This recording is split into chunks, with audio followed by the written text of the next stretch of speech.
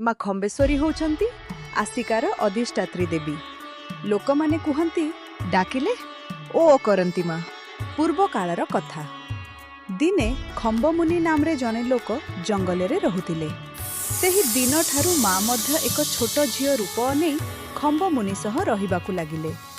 ଲୋକମାନେ ସେହି ରାସ୍ତା ଦେଇ ଯିବା ବେଳେ ବୃଦ୍ଧ ଲୋକ ସହ ସେହି ସୁନ୍ଦର ଛୋଟ ଝିଅଟିକୁ ଦେଖି ଆଶ୍ଚର୍ଯ୍ୟ ହେଉଥିଲେ। କିନ୍ତୁ ବୃଦ୍ଧ ଲୋକଟି ସେମାନଙ୍କୁ କିଛି କହୁନଥାନ୍ତି।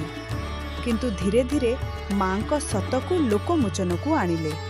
ବେଳେବେଳେ ମା ଖମ୍ବେଶ୍ୱରୀ ଚୁଡ଼ିବାଲା ଠାରୁ ଚୁଡ଼ି ପିନ୍ଧି ଦେଇ ମୋ ବାପା ପଇସା ଦେବେ କହି ଚାଲି ଯାଉଥିଲେ, ତ ଆଉ ବେଳେବେଳେ ଲୋକମାନଙ୍କୁ ଡରାଉଥିଲେ।